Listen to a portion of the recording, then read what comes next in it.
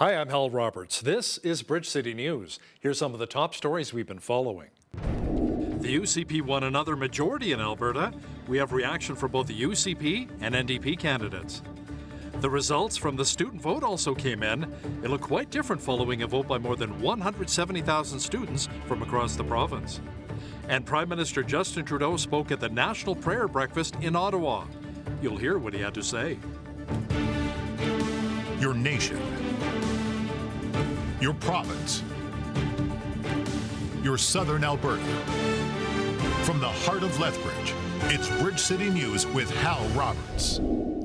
Thanks so much for joining us. Daniel Smith and the United Conservative Party won another majority government here in Alberta. The Smith camp took home 49 seats compared to Rachel Notley and the NDP's 38. The UCP won 52.59% of the popular vote compared with the NDP's 44.02%. Now, according to Elections Alberta, there were just over 2.8 million registered voters, and the unofficial turnout was 62.39%. Official results will be made known on June the 8th. Now, during her victory speech in Calgary, UCP leader Daniel Smith took a shot at Justin Trudeau and the Liberals. Well, to paraphrase our dear friend Ralph Klein, welcome to another miracle on the prairies. We look after each other, we take care of each other, and we must remember that there is much more that unites us than divides us. And we will need to be unified in the days and years ahead because there's so much work to do together. We need to come together no matter how we have voted to stand shoulder to shoulder against soon-to-be announced Ottawa policies that would significantly harm our provincial economy.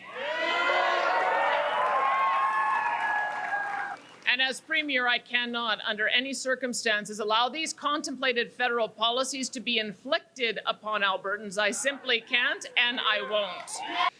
Alberta NDP leader Rachel Notley says this election was hard fought. She says she's very proud of her team and the momentum they gained in all four corners of the province.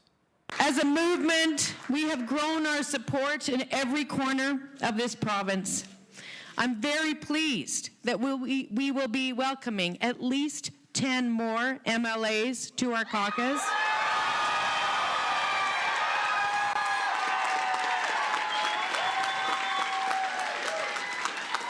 Who will form part of the largest official opposition this province has ever seen in its history.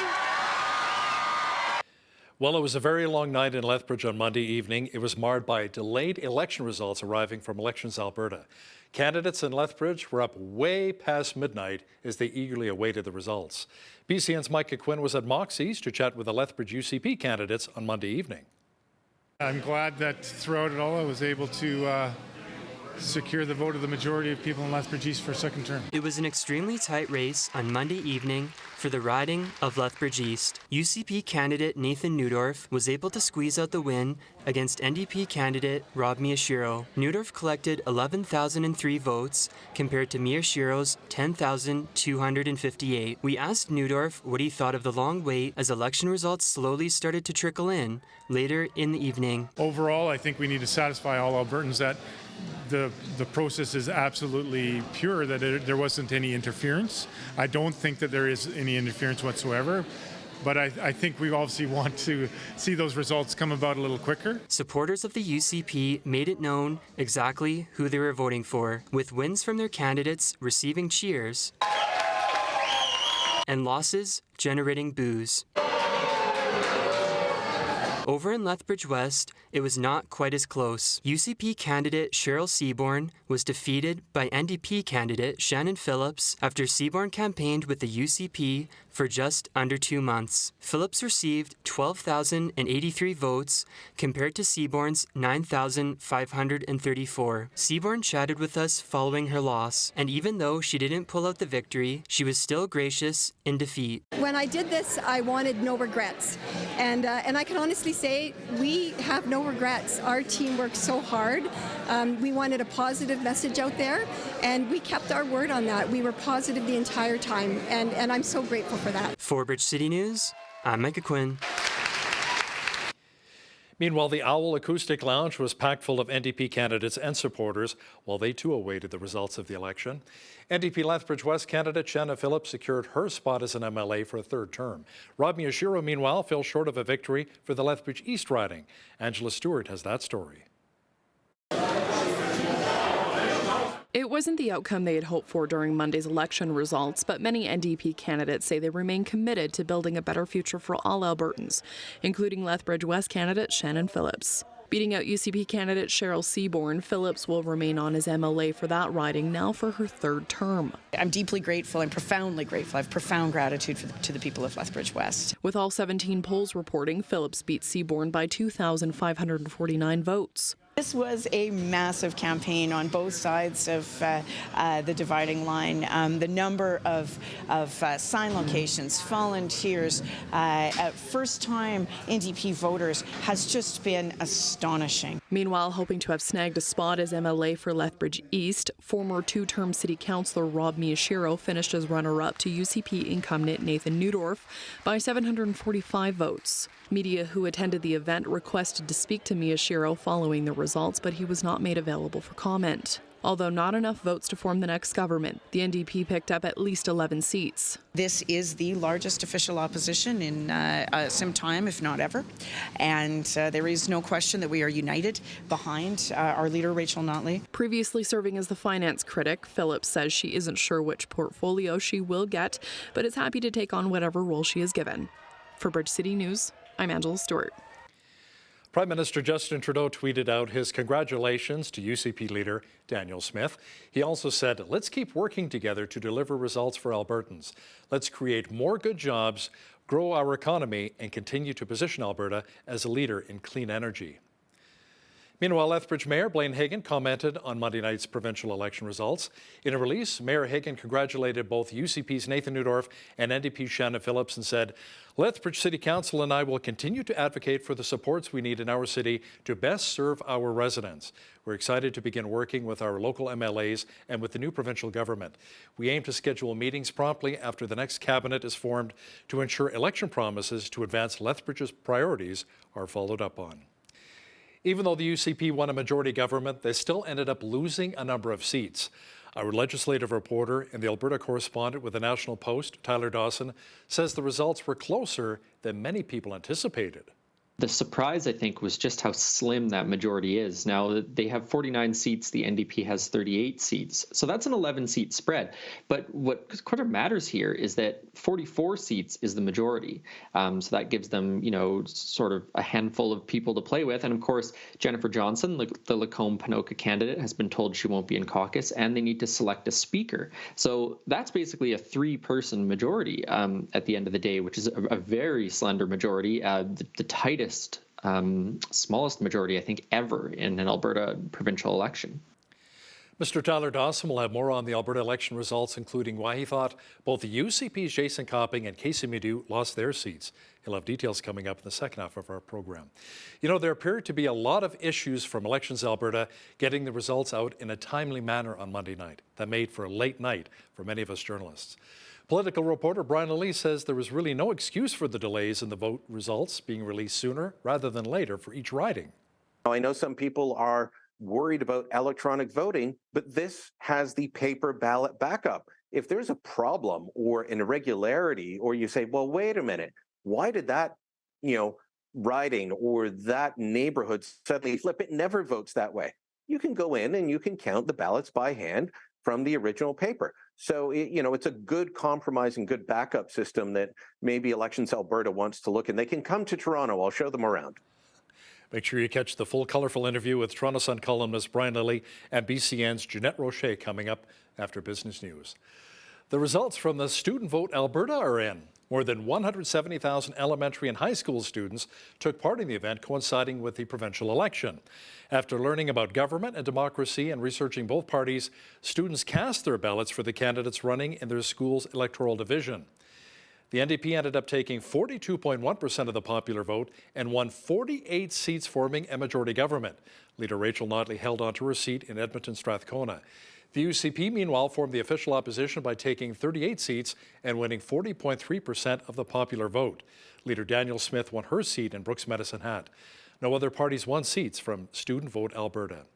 The event was put on by Civics, a nonpartisan Canadian charity which says it's dedicated to strengthening democracy through civic education. Well, we enjoyed another beautiful day here in Lethbridge, a great day for taking your pooch for a walk around Henderson Lake. Jeanette Rocher is in now with an early peek at the forecast. Jeanette, it appears as though the mercury may be dropping a little this week, however, with a chance of more rain developing. Yeah, if you can believe it, we're heading back into the teen temperatures again later this week, along with that rain, just when we were getting used to shorts and sundresses again. But that's not going to happen until Thursday and Friday. As we look ahead to Wednesday, we're still hovering in that above seasonal range with a high of 24 there. Mainly sunny skies as well, with increasing clouds throughout the day, making way for those showers, which we are expecting later this week. And hell, I will be back later in the show to give you that weekend update. Great. Thanks so much, Jeanette. Construction on a new play space at Galt Gardens is set to begin next week. The project received a $375,000 grant from the federal government. Staff with the City of Lethbridge broke down the budget costs for this upcoming initiative. The play space itself is over 50% funded by that grant that we were able to obtain, the $375,000. And then council approved an additional $125,000 from our capital improvement program to help offset the additional costs in order to build the play space. And then we've also added in some additional funding for public realm improvements around the space. So that'll include some seating, additional lighting, kind of a walking area, just to kind of tie it into the existing features in Galt Gardens here. Fencing will be set up in early June, and the play space will be located adjacent to the Rotary Centennial Fountain in the southeast corner of Galt Gardens. The park is tentatively scheduled to open by mid-September. The provincial state of emergency continues for Alberta due to the wildfires. Around 2,500 fire personnel continue to battle the 62 blazes in both the central and northern parts of the province. So far, there have been 548 wildfires in Alberta. The majority, or close to 200, have been in the high-level forest area. There are still at least 10 evacuation orders or alerts in place, including the Little Red River Cree Nation, Swan Hills, and Fort Chipewyan, north of Fort McMurray. Emergency Preparedness Minister Bill Blair says Canada is facing unprecedented levels of wildfires with blazes in most provinces. He says Ottawa's offered Nova Scotia help in combating the fires that continue to engulf areas around Halifax. Let me first take the opportunity to commend the incredible hard work by firefighters, first responders, and community volunteers who have been working tirelessly to protect Nova Scotians throughout this event. We are hearing the reports that many homes have been lost, and our thoughts are with the over 16,000 people who've been displaced during this extremely challenging time. My office has been in regular contact with our provincial counterparts. I spoke with Minister John Lohr of the provincial government this morning to ensure that they will have the support that they need. Our shared priority is the safety of all Nova Scotians, and we will be there to help all of those impacted as they recover from this tragic event. Federal NDP leader Jagmeet Singh is calling on Prime Minister Justin Trudeau to remove family friend David Johnston as the special rapporteur on foreign interference. Opposition benches are wanting to hold a public inquiry into nations, including China, meddling in Canadian elections. What we're doing is we're forcing this government, with a vote, we're forcing Parliament to decide on whether or not Mr. Johnston should continue. I think that's a serious question. Given the clear appearance of bias, we are putting before Canadians that it is no longer useful to have Mr. Johnston in that position, given the clear appearance of bias. It's not going to restore confidence in the electoral system. So we're going to push for that. But I would question the approach of creating the conditions for an election or triggering an election as not serious about protecting our democracy. If we want to protect our democracy, I would think the approach should be, let's put in place new measures. What are the new steps to protect against foreign interference? What are the new steps that are going to be taken to ensure that nomination meetings aren't being influenced, that MPs aren't being influenced?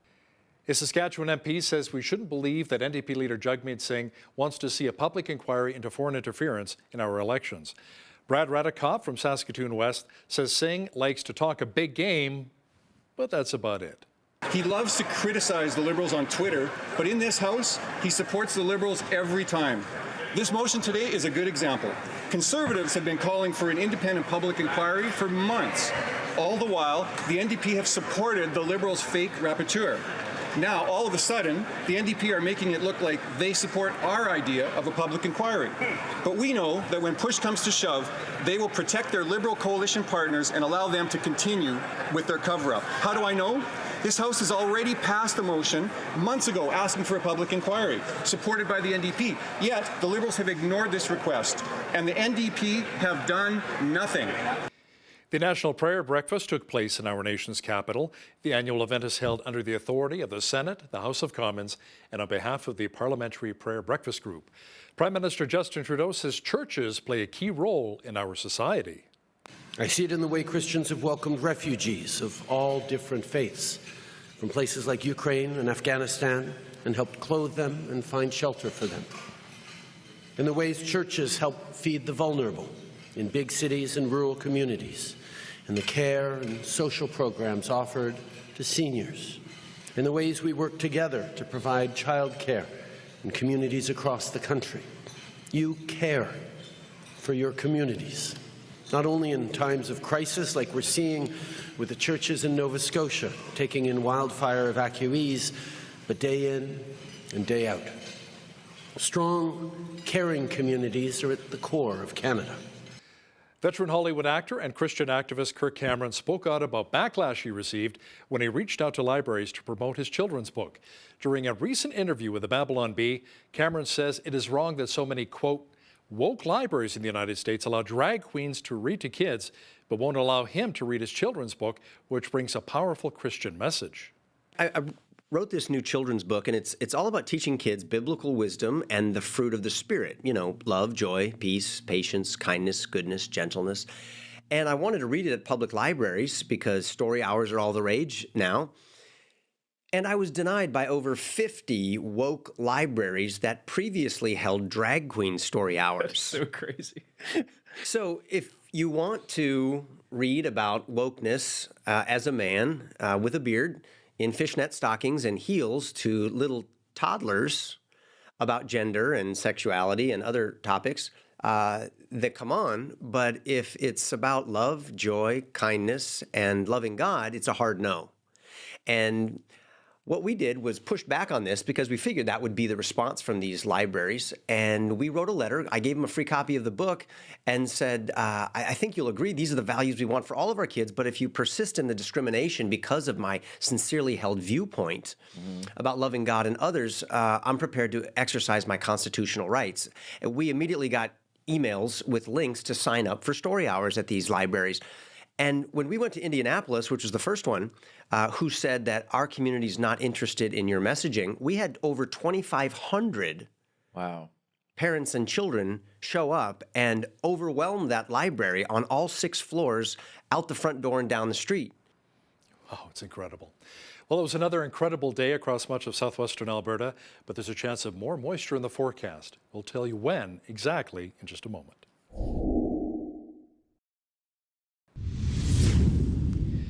It felt much more like summer than spring today in Lethbridge. Jeanette Rocher is now with a full look at the weather picture. Jeanette, things may be cooling off a little later this week as we could potentially see more spring showers.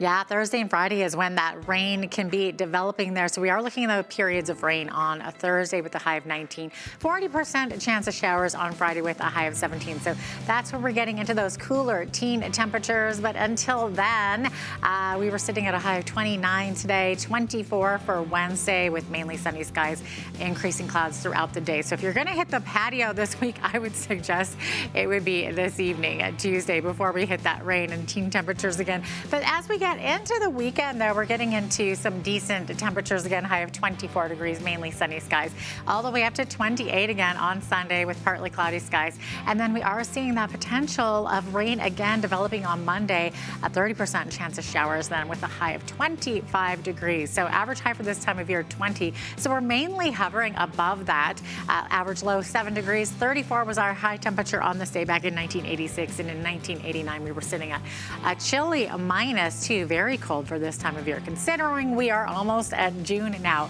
Okay, let's look at our sunrise this morning. That happened at 5:30 on the nose there, and sunset this evening at 9:28. So we're so close to 16 hours. We're sitting at 15 hours and 58 minutes of daylight. As we look to tomorrow on the coast, high of 17, but 14 degrees in onshore winds in Victoria, and very windy in the Juan de Fuca Strait as well, looking at 30 to 60 winds, 18 for a high in Vancouver.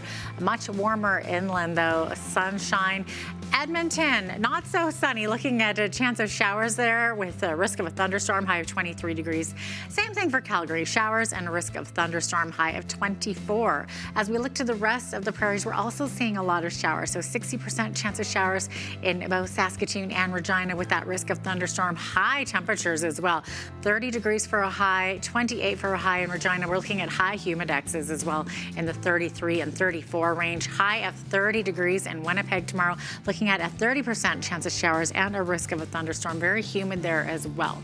As we look at central Canada, very warm temperatures. Toronto sitting at 30, 32 for a high in both Ottawa and Montreal, mainly clear skies. So it's going to be a very warm one. Also by Lake Ontario, feeling a bit cooler there as well. As we look to the Maritimes, let's get into Fredericton here. Fredericton's high tomorrow is expected to be 31 degrees, very warm, lots of sunshine.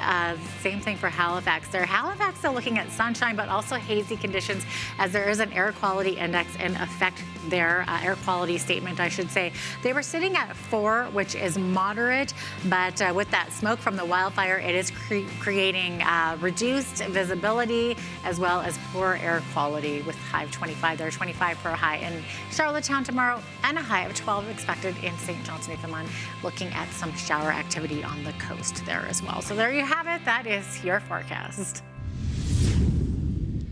An entrepreneur behind crop monitoring and fire risk assessment technology says as bad as our wildfires have been this year so far in Alberta, next year could be even worse. Zoal Lawpiece says something needs to be done to prevent the increasing number of wildfires. The Canadian Space Agency said Canada alone sees about 7,500 wildfires burn more than 2.5 million hectares of forest, which is about half the size of Nova Scotia each year. That amount is projected to double by the year 2050. Lawpiece says more help could come in the form of technology aimed at making wildfire prevention, containment, and fighting fires easier and less costly. The company uses AI-equipped sensors in forests that monitor things like soil temperature, humidity, pH levels, pests, and diseases, and then sends alerts to its customers when any variables reach dangerous levels. The United Arab Emirates has unveiled plans to send a spaceship to explore the galaxy's main asteroid belt. It is the latest space project by the oil-rich nation after it launched the successful Hope spacecraft to Mars back in 2020. The Emirates mission to the asteroid belt hopes to launch in 2028. If successful, the spacecraft would soar at speeds reaching 33,000 kilometers an hour on a 7-year journey to explore 6 asteroids. It aims to deploy a landing onto a 7th rare red asteroid in the future. Now, here's a look at today's markets. The TSX was down 228 points on the day to finish at 19,739. The Dow was down 50 points to 33,042. The S&P 500 was up just under a point today to 4205, and the Nasdaq was up 41 points to 13,017. West Texas Intermediate Oil was down 314 to 69.54 US per barrel. Natural gas was down 9 cents to 2.33 US.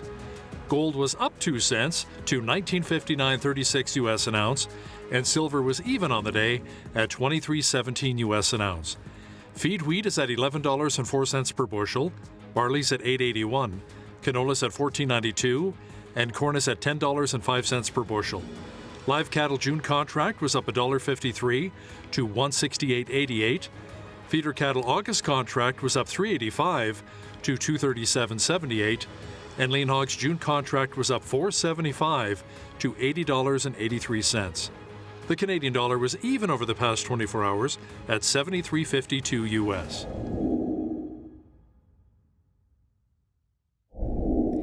Recapping one of our top stories, Daniel Smith and the United Conservative Party won another majority government here in Alberta.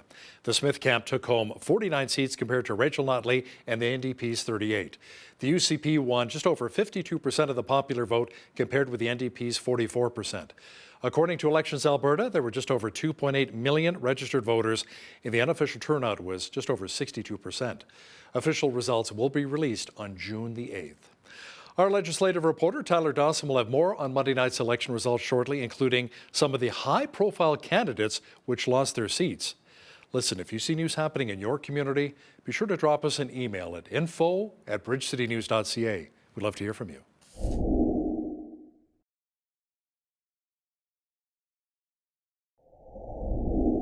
As you heard on Bridge City News, Daniel Smith and the UCP won another majority, but ended up losing some seats in the process. Now, to chat about this in more detail is our legislative reporter and the Alberta correspondent with the National Post, Tyler Dawson, who joins us once again from Edmonton.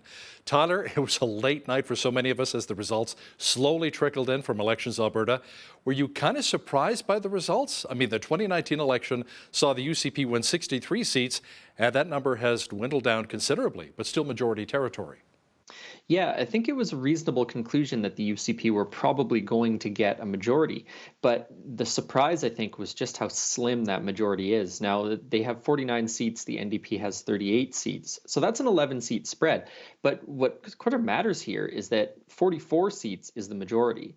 So that gives them, sort of a handful of people to play with. And of course, Jennifer Johnson, the Lacombe-Panoka candidate, has been told she won't be in caucus, and they need to select a speaker. So that's basically a 3-person majority at the end of the day, which is a very slender majority, the tightest, smallest majority, I think, ever in an Alberta provincial election.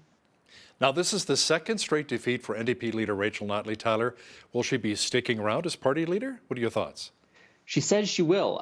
In her concession speech on Monday night, she said that it would be sort of her honor to continue in the role of official opposition and leader of the New Democrats.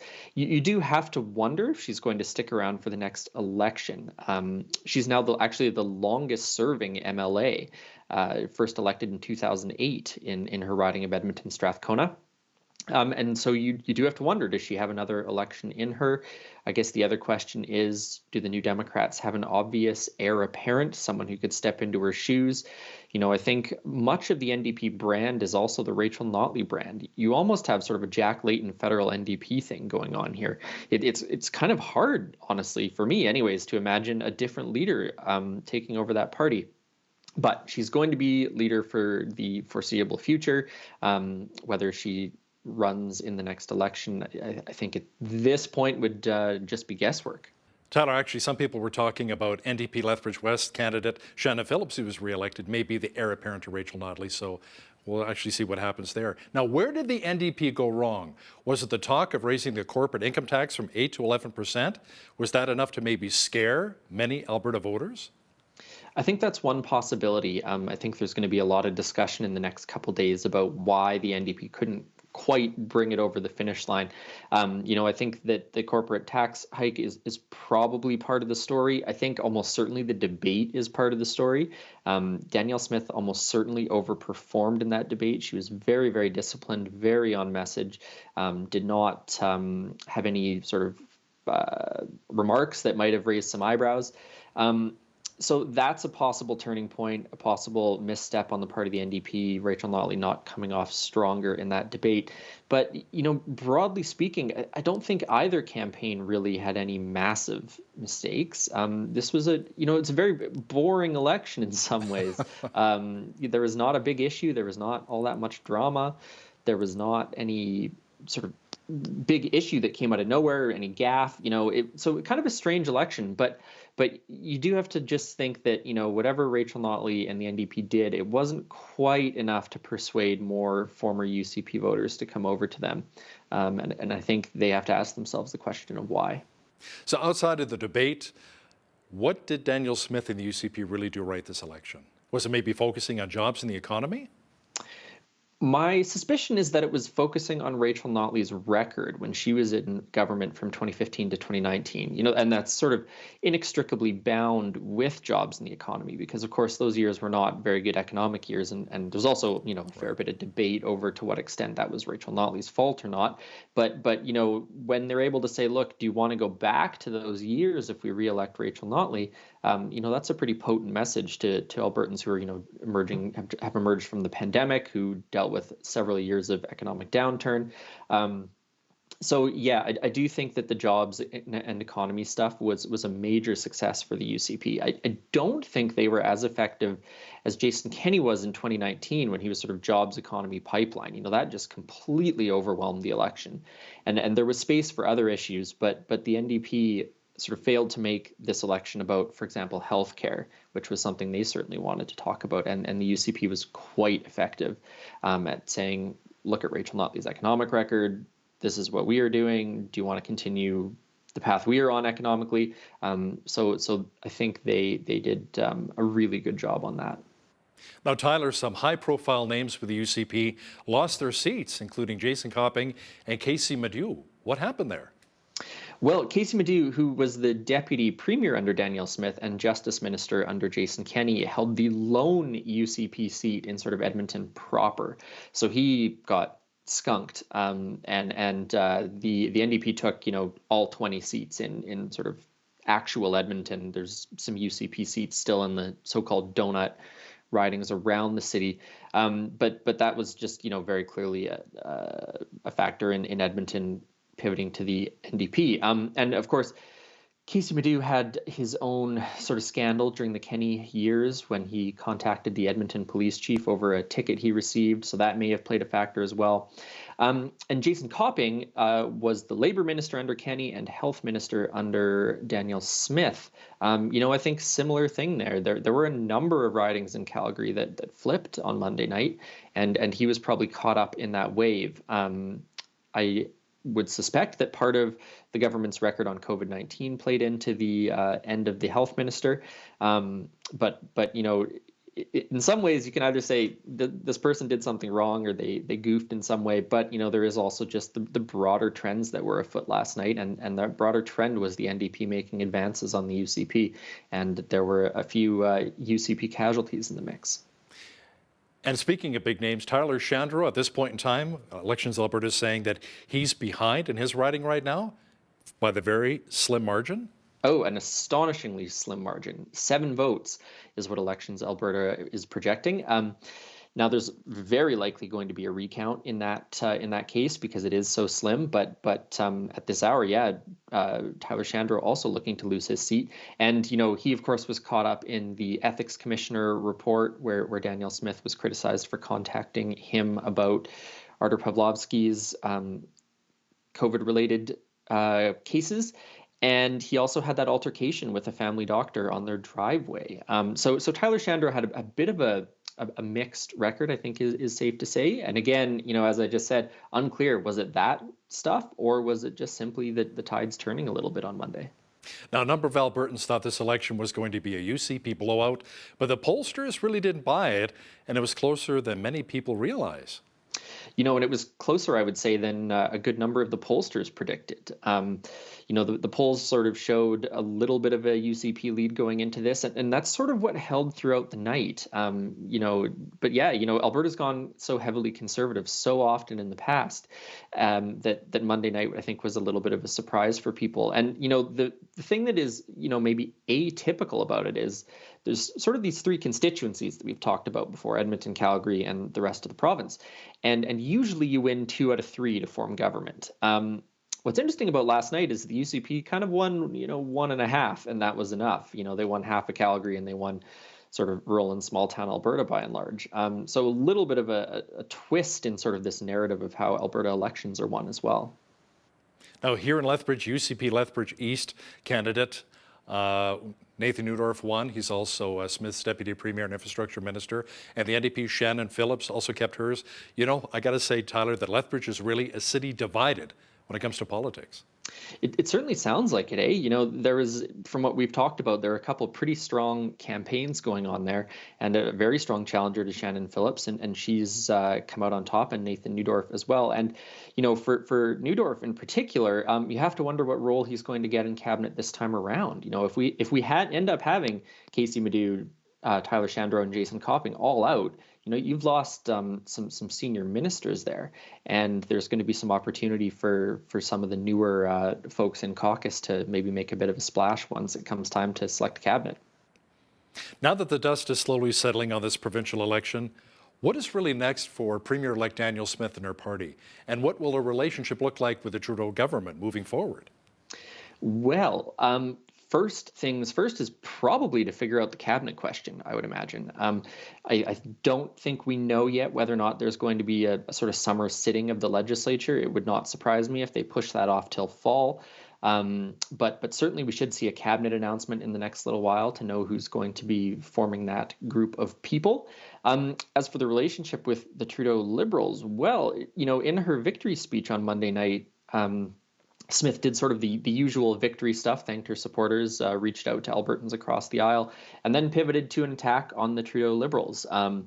You know, it's interesting because that was not a big issue in this campaign. You know, that was an issue in 2019, that Alberta alienation was at a really high level, that there was this major pushback from Albertans and from the province over Bills C-69 and C-48. That was less of a campaign issue this time. But it's obviously a big issue for UCP supporters and particularly the party membership. So it is going to be interesting to see where Danielle Smith takes that. You know, she has the Sovereignty Act that has yet to be used.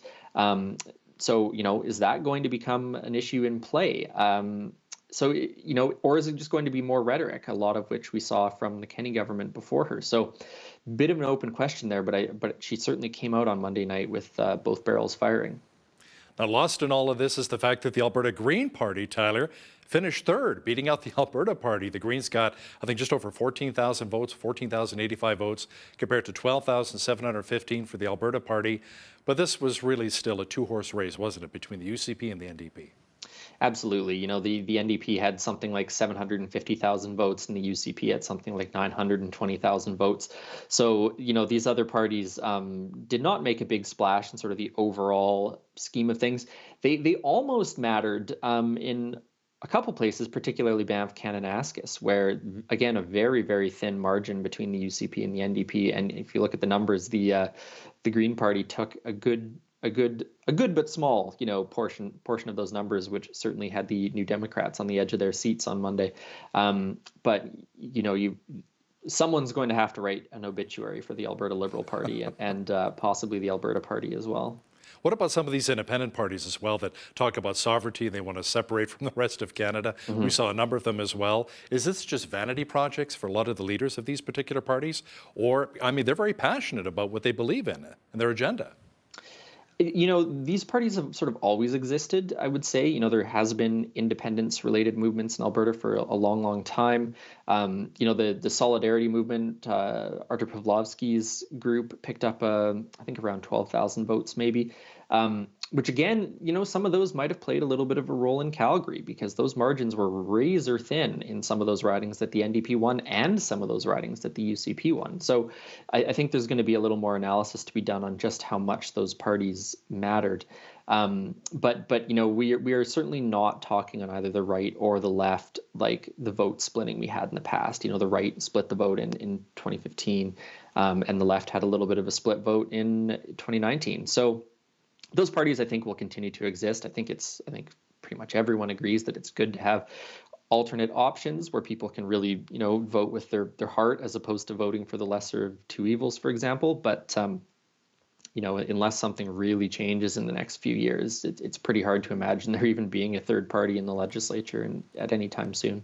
Could you imagine if Artur Pawlowski would have won a seat? The fireworks at the legislature, hitting Danielle Smith and Rachel Notley with both barrels. It would have been a show to see, that's for sure. Do you think that Calgary will finally get their sports and entertainment complex in the new arena now that the UCP has been reelected? Yeah, probably. That was a weird one, right? Because Danielle Smith announced it either right before the campaign started or right after. And she kind of said, we're going to announce this, but we're going to leave it until we form government to get the deal done. So maybe the good money is on, yes, they'll get it done. But of course, the deal has fallen apart at least once, possibly more than that before. So it's one of those things where until the ink's dry, maybe don't bet on it. Tyler Dawson's our legislative reporter and the Alberta correspondent for the National Post. Thanks for joining us today from Edmonton. Thanks so much, Hal.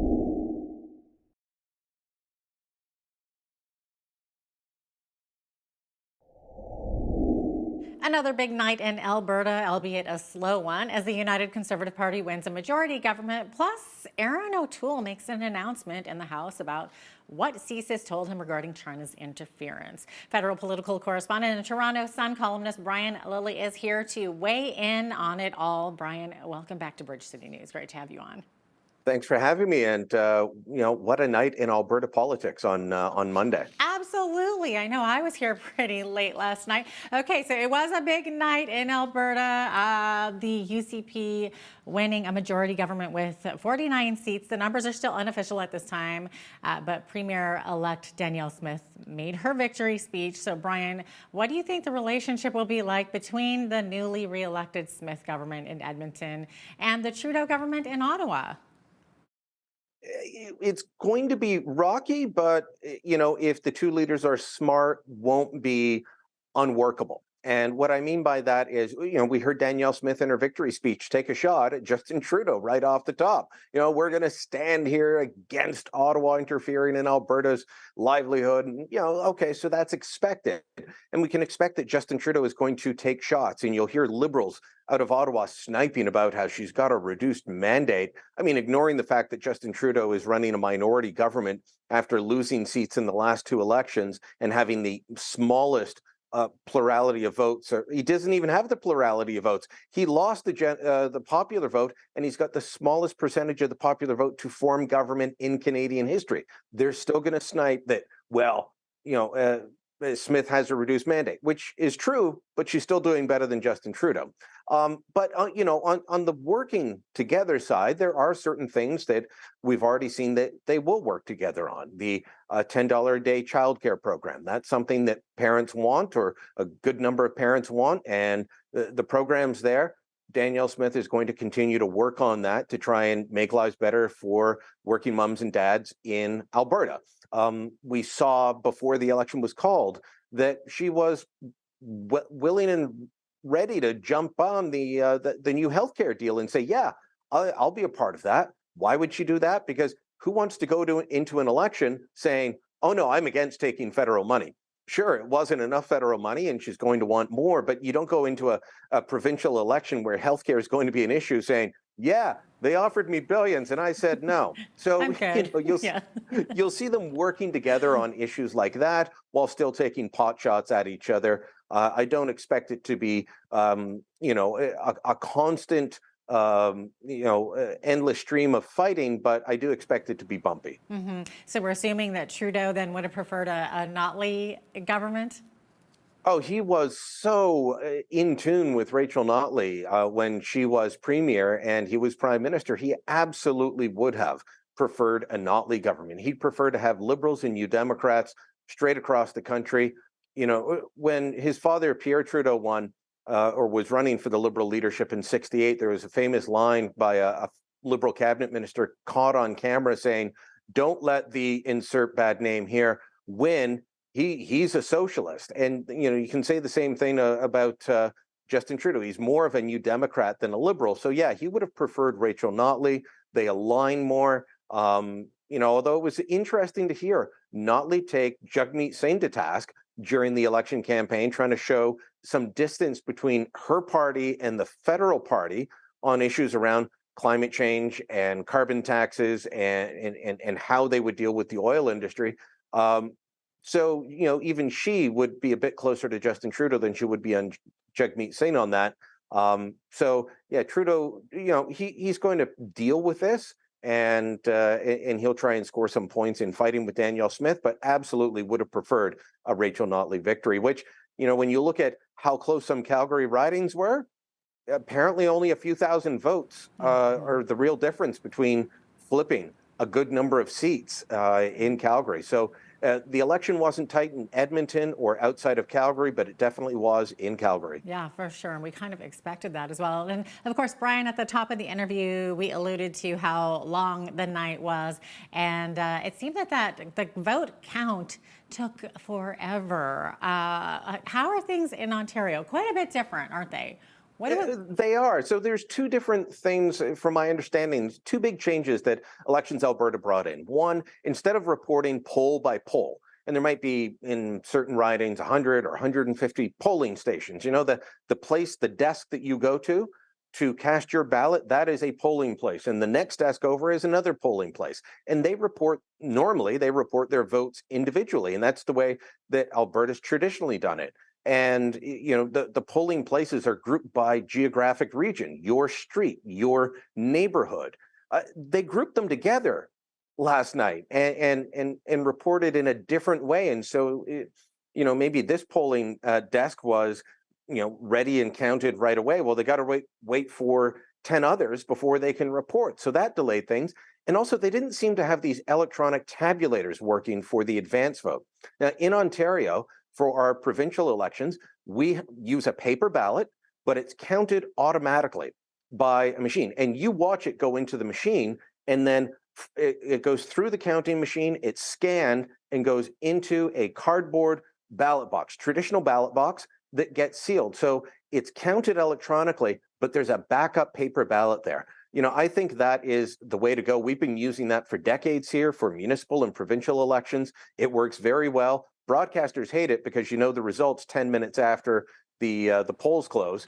And so you've got a whole broadcast night with nothing left to talk about. Yeah, it takes away that excitement for sure. But you don't have the late nights like you had last night, and people go to bed knowing the results. And, you know, I know some people are worried about electronic voting, but this has the paper ballot backup. If there's a problem or an irregularity, or you say, well, wait a minute, why did that, you know, riding or that neighborhood suddenly flip? It never votes that way.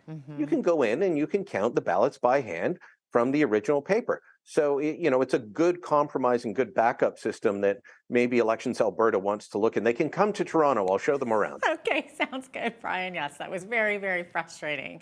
There we go. Okay, so let's switch gears here. Brian, Aaron O'Toole recently was informed that he was being targeted by the Chinese government. But Tuesday morning, he stood and spoke in the House of Commons to talk about what CSIS told him regarding China's interference. So, Brian, what did he say?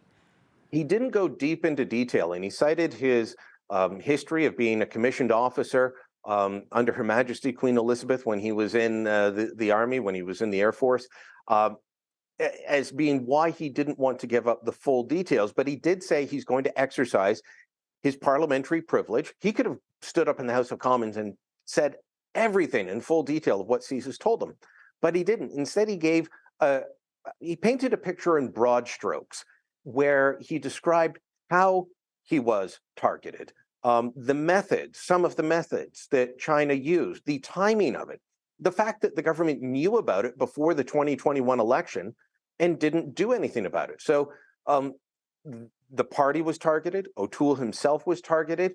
There was an organized campaign by the United Front's work department to go out and spread misinformation about him, he said. United Front's Works Department is an arm of Beijing that is set up in countries around the world to do Beijing's bidding. And he told the House of Commons that CSIS informed him that, yes, there was a misinformation campaign, that there were specific conservative MPs targeted for defeat by China, that they have the information on this. They informed him that, yes, the government had been made aware, and the government didn't do anything. He pointed to the fact that this was happening at the same time as the House of Commons was trying to get documents on what happened in the Winnipeg lab, and the government went to court to block that from happening after Parliament voted to say you've got to hand over documents. He said, so all of this is going on, and the government's being silent about China targeting the opposition, keeping it to themselves. That's untenable. That is absolutely untenable, and it's unforgivable. And you can't say at this point that this is just media leaks. This is an elected member of Parliament, a former cabinet minister, and a former leader of the opposition explaining to the House of Commons in the easiest way he can without violating secrets what happened to him and why it's wrong. This just shows that we need more action on this, not to sweep it under the rug. Right, and there was also a mention of a campaign of voter suppression by China. So Brian, what was that all about? That was trying to make sure that people didn't come out and vote Conservative. And we've heard, descriptions of things like this before. Kenny Chiu, the former Conservative MP from Vancouver area, has talked about this, where he'd knock on somebody's door and he described one constituent saying to him, "Can we talk in the backyard? Please leave your cell phone at the front door so that they can't hear us."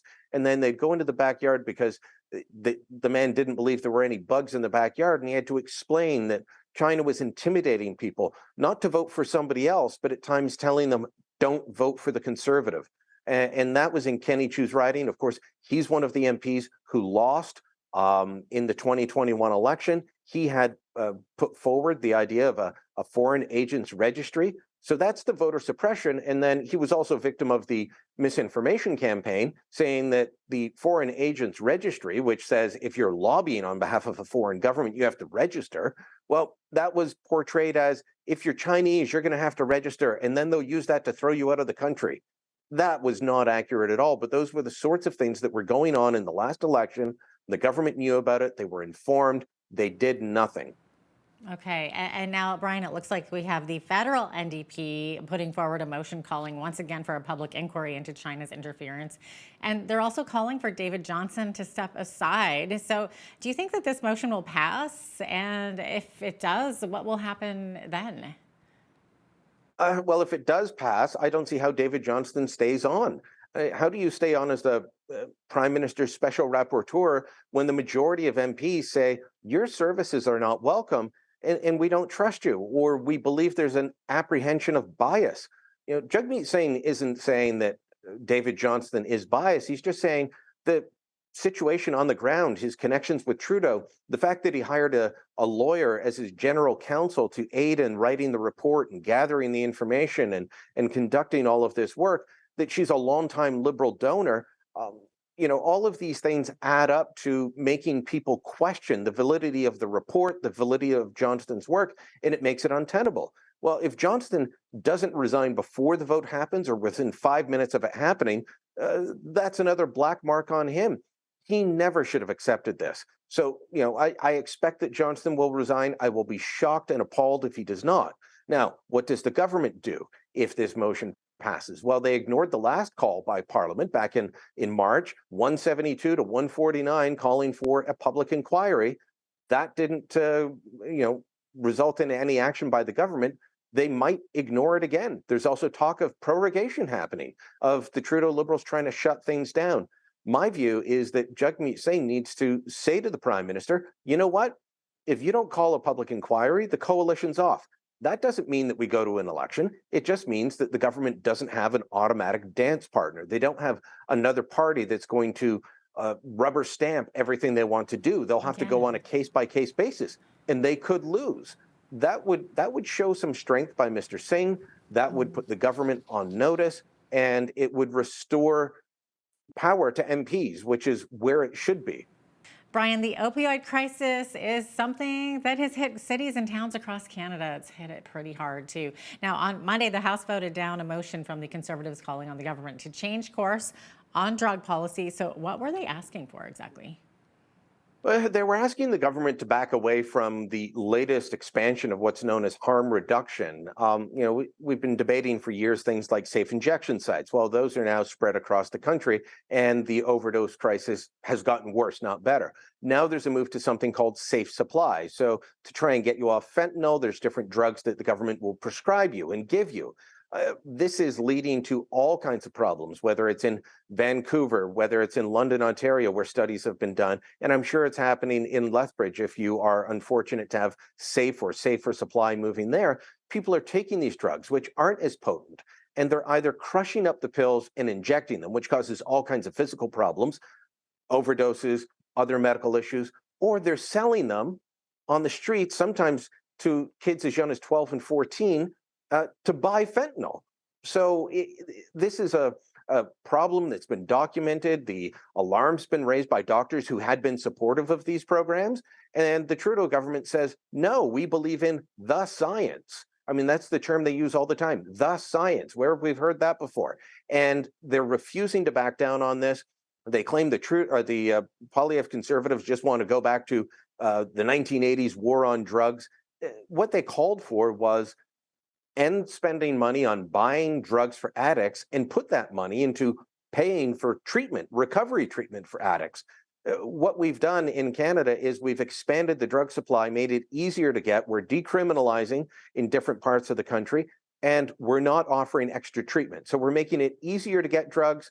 We are expanding the supply to people who should have less supply. And on treatment, we're saying, oh, yeah, sorry, we can't really afford that. This is the wrong way to go on Canada's drug policy, but it's the one that the Liberals and the other progressive parties believe in and say that this is the compassionate thing to do. I think it's the opposite of compassion. It's such a big issue all across the country, for sure. Brian, looks like we're out of time here, but thanks so much for joining us today. Thank you very much. Brian Lilly is a Toronto Sun columnist and our federal political correspondent. He joined us today from Toronto. I'm Jeanette Roche on behalf of all of us here at Bridge City News. Thanks for watching.